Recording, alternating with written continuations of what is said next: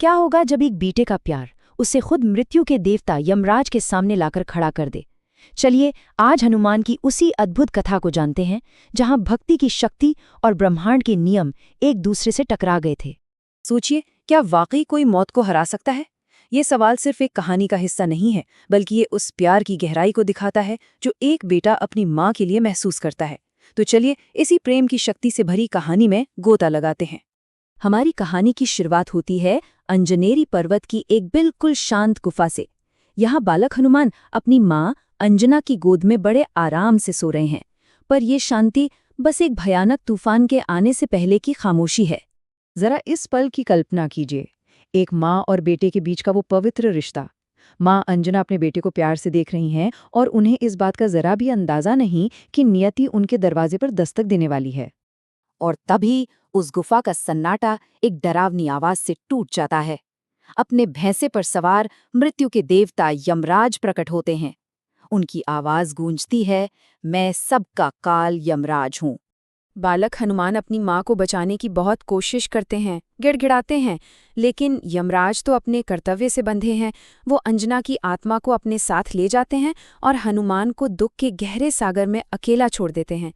यमराज के इसी एक काम ने अनजाने में ही एक ऐसी ताकत को जगा दिया था जो पूरे ब्रह्मांड को हिलाकर रख देने वाली थी। अब एक बच्चे के आंसू ब्रह्मांड को हिला देने वाले क्रोध में बदल रहे थे, और इसी असहनीय दुख से एक ऐसी प्रतिज्ञा का जन्म हुआ जो न सिर्फ यमलोक बल्कि खुद मृत्यु के वजूद को चुनौती देने वाली थी। अपने दुख और गुस्से में हनुमान एक ऐसी प्रतिज्ञा लेते हैं जो नामुमकिन सी लगती है। यही प्रतिज्ञा आने वाले महायुद्ध की नींव रखती है। वो कहते हैं, आज या तो मेरी माँ जीवित होगी या इस संसार से काल का ही अंत हो जाएगा। और बस इस प्रतिज्ञा के साथ ही हनुमान का रूप बदलना शुरू हो जाता है। उनका शरीर विशाल होने लगता है, उनकी आंखें अंगारों की तरह जल उठती हैं और उनके शरीर की चमक हजारों सूर्यों से भी तेज हो जाती है। वो अब बालक हनुमान नहीं बल्कि स्वयं महाकाल बन जाते हैं, समय को भी नियंत्रित करने वाले महाकाल। तो अब हनुमान सिर्फ एक दुखी बेटे नहीं है, वो एक ऐसी शक्ति बन चुके हैं जिसे कोई नहीं रोक सकता।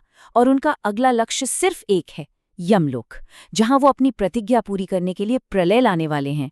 वो एक ही छलांग में आकाश को चीरते हुए सीधा यमलोक की ओर बढ़ जाते हैं। उनकी रफ्तार इतनी तेज है कि ब्रह्मांड का कोना कोना कांप उठता है। ये एक संकेत था मृत्यु के द्वार पर आने वाले विनाश का।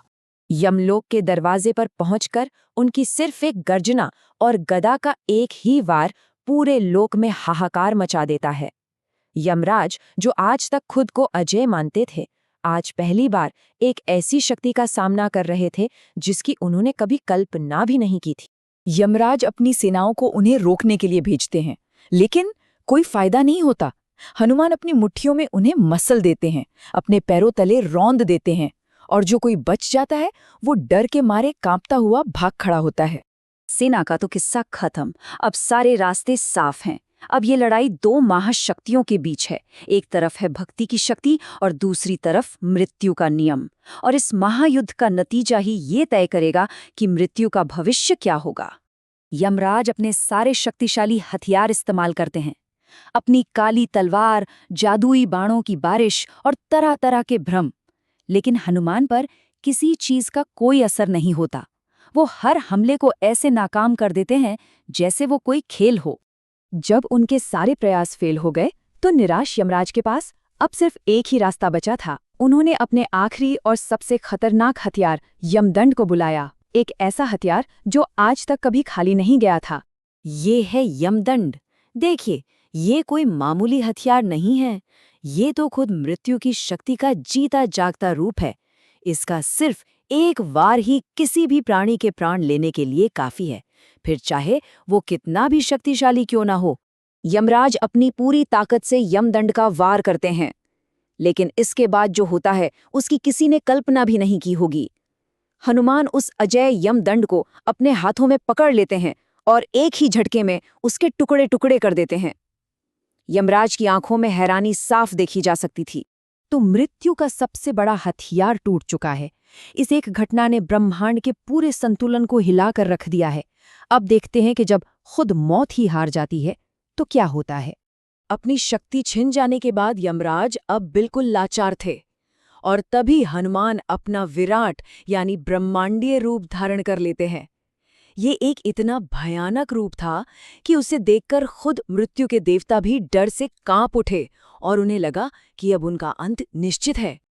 ठीक उसी पल जब हनुमान यमराज पर आखिरी वार करने वाले थे, एक दिव्य शक्ति वहां आती है। वो इस विनाश को रोकने के लिए प्रकट होती है।